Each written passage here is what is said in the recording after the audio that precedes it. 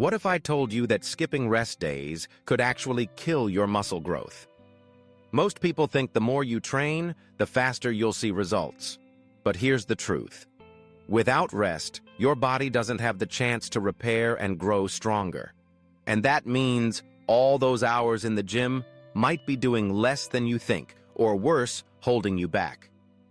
Before we dive deep, make sure you hit that subscribe button right now so you don't miss more science-backed fitness tips that will take your results to the next level. Welcome back to the channel. If you're like most people who love working out, rest days can feel like a waste of time. You might even feel guilty, like you're being lazy if you're not in the gym grinding every day. I've been there myself, watching the clock on my so-called day off, wishing I was lifting instead. But here's the thing, muscles don't grow while you're training. They grow when you're resting. Exercise is only half the equation. Recovery is the other half, and without it, your body can't adapt. In this video, we're breaking down exactly what happens when you skip rest days, short-term and long-term. We'll also cover how many rest days you actually need, and I'll give you some smart recovery strategies so you can keep training hard without stalling your progress. What rest days actually do? So let's start with the basics. What's the point of a rest day anyway? When you train, whether you're lifting weights, doing HIIT, or running sprints, you're creating microscopic tears in your muscle fibers. It's intentional damage.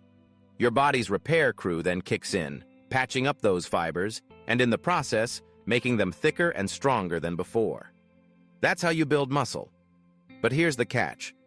That repair crew doesn't clock in while you're mid-set. It comes on duty afterward, when you're resting, when you're eating, and especially when you're sleeping. And it's not just the muscles that need downtime. Your nervous system needs recovery too. Heavy training taxes your central nervous system, which controls everything from reaction time to coordination to overall energy. If it never gets a chance to reset, your performance drops. Hormones also play a huge role here. Testosterone, growth hormone, and insulin-like growth factor, IGF-1, all spike during recovery, not while you're grinding through a set of squats. These are your body's natural muscle-building chemicals, and they're most active when you rest. So think about it this way. Every rep you do is basically writing a check, but those checks don't clear until you rest.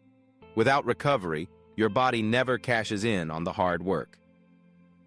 What happens if you skip rest days? Now let's get into the meat of it. What actually happens if you don't take rest days? Short-term effects. At first, you might feel fine, maybe even energized, because you're in that more is better mindset. But pretty quickly, the cracks start to show.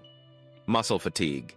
Your muscles don't get a chance to fully repair, so instead of feeling stronger, you start to feel weaker and heavier in your lifts. That pump you love? It fades faster. Declining performance. Workouts that used to feel great suddenly feel sluggish. Your weights stall, your reps drop, and you find yourself struggling where you normally crush it. Decreased motivation. Mentally, your drive starts to dip. You don't look forward to the gym like you used to. Every session feels like a grind. Long-term effects. Stick with that no-rest days plan long enough, and the problems get serious. Overtraining syndrome. This is when your body is so beaten down it literally can't recover. You might experience insomnia, mood swings, loss of appetite, and even a weaker immune system. Suddenly, you're catching every cold that goes around. Injury risk skyrockets. Your muscles, joints, and connective tissues never get a break. Overuse injuries like tendinitis, stress fractures, and joint pain start to creep in. And once you're sidelined with an injury, you're forced into a much longer rest than you would have taken voluntarily. Plateaus in muscle growth. The cruel irony, when you never rest, your body adapts less. Instead of growing bigger and stronger, your muscles stagnate because they don't get the chance to rebuild. You're literally working harder for less payoff. Think of your body like a smartphone. Training is like running a bunch of heavy apps at once. Rest is plugging in the charger. If you never plug in, eventually the battery dies, and no matter how badly you want to keep going, you can't. How many rest days do you really need? Okay, so we know rest is critical, but how much rest do you actually need? The answer depends on your experience level, your training style, and your goals.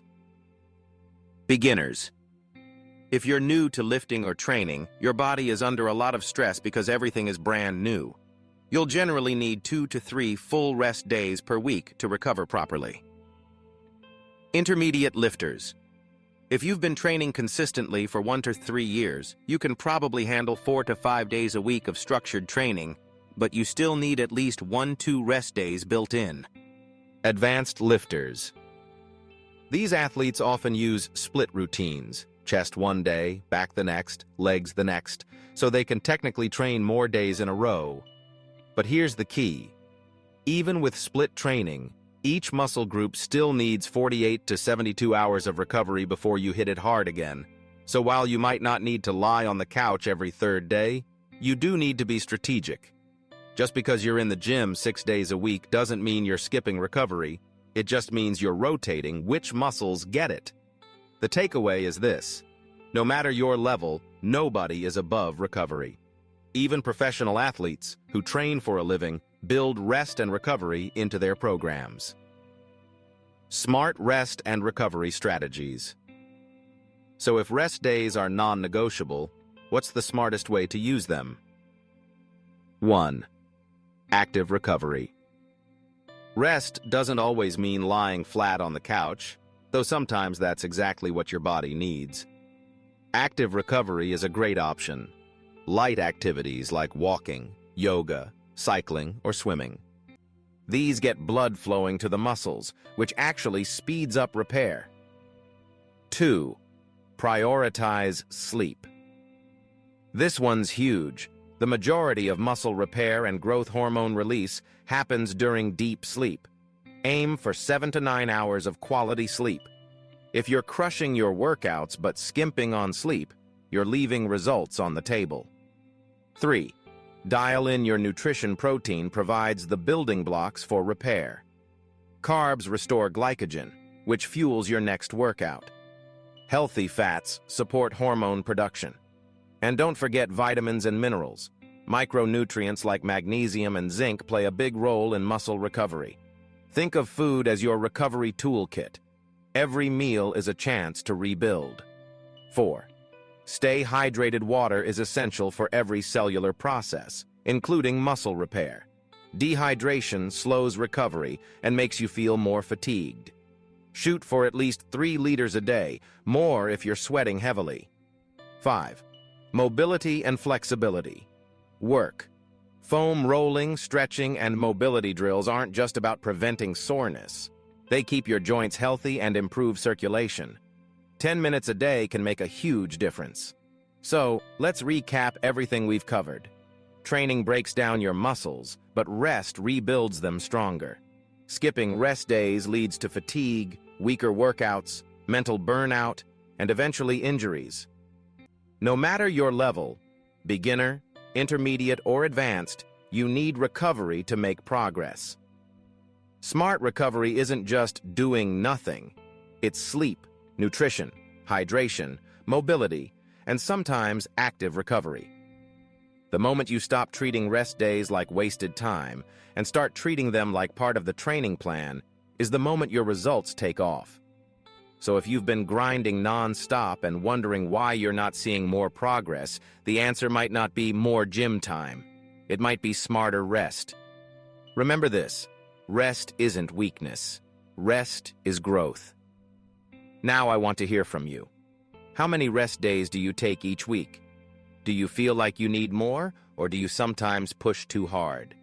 Drop your thoughts in the comments. I'll be responding to as many as I can. If you found this video helpful, give it a like, hit that subscribe button, and share it with a friend who needs to hear this. And stay tuned, because in the next video, we're breaking down the best foods for recovery. If you want to maximize your gains, you won't want to miss it. Thanks for watching, and we'll see you in the next one.